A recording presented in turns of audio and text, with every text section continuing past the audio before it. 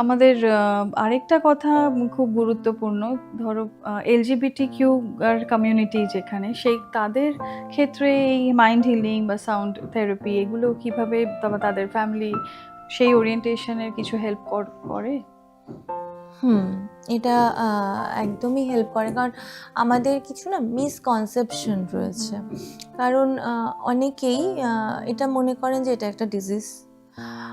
অনেকে মনে করে যে এরা আমাদের, মানে এরা, আমরা আর ওরা, হ্যাঁ, এই যে ওরা আলাদা। ডিভিশনটা, মানে তখন কি হয়, এই যে মিরর নিউরন যেটা থাকে ফায়ার করা বন্ধ করে দেয় আমাদের।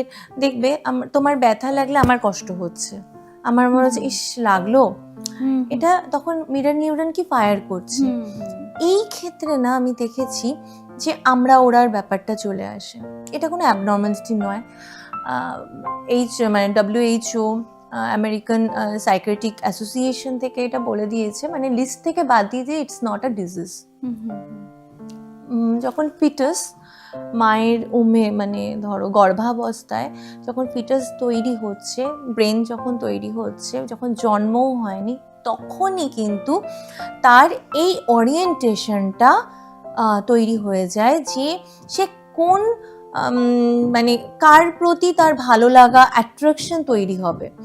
যখন তোমার ব্রেন, একটা ফিটাসের ব্রেন যখন ডেভেলপ করে, সেই সময় টেস্টোস্টেরন আর এস্ট্রোজেন, এই যে ব্যালেন্স তখন একটা তো তৈরি হচ্ছে, ব্রেন যখন একটা ফিটাসের তৈরি হয়, তো ওই ব্যালেন্সের জন্যই কিন্তু তখন মানে ইন্ডিকেট করে যে এ কার প্রতি অ্যাট্রাক্টেড হবে সেক্সুয়ালি।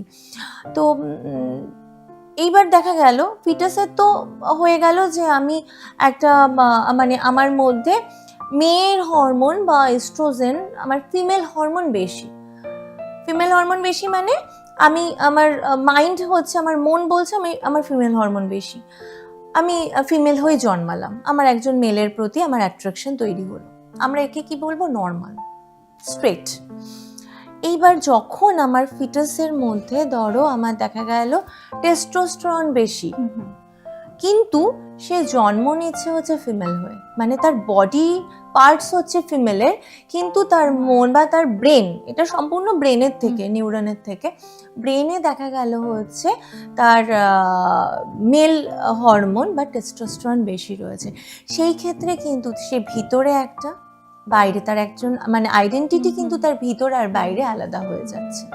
তো সেই ক্ষেত্রে এই থেরাপি এটাকে চেঞ্জ করতে পারে না, কোনো মেডিসিন এটাকে চেঞ্জ করতে পারে না, কিছু চেঞ্জ করার নেই।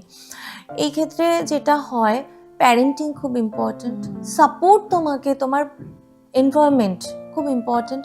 তুমি কতটা সাপোর্ট দিচ্ছ সেই বাচ্চাটাকে, সে যখন বড় হচ্ছে, সেই মানুষটা যখন ফার্স্ট তো সে নিজে একটা ক্রাইসিসের মধ্যে থাকছে, কারণ অ্যাবনর্মালিটি কেন তৈরি হচ্ছে, কারণ আর বাকি যে মানুষগুলো তার থেকে আলাদা করে দিচ্ছি আমরা তাকে।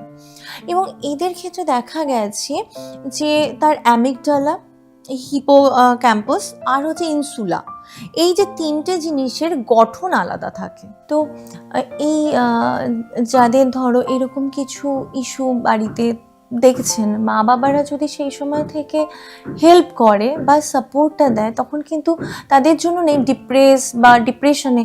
আমি দেখেছি এরা না খুব তাড়াতাড়ি ডিপ্রেশনে যায়, সুইসাইডিয়াল হয়, ওভার থিঙ্কার হয়।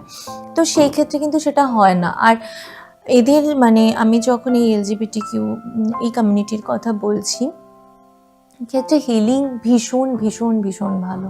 তোমার মাথাকে শান্ত করা, মনকে শান্ত করা, এই যে একটা আইডেন্টিটি ক্রাইসিস, বা কে কি বলবে, বা আমার কি এটা অসুবিধা, এই জিনিসগুলো না আমরা এনভায়রনমেন্টাল, মানে আমাদের এনভায়রনমেন্ট এমন যে তারা ঠিক না, বা এটা একটা অসুবিধা, আমাদের অনেকের মধ্যে এই অ্যাওয়ারনেসটা নেই যে এটা একটা ব্রেনের, একটা নিউরনের একটা ঘটনা, যেটা সেই ফিটাস জন্মও যখন হয়নি তখন থেকে তৈরি হয়ে যাওয়া।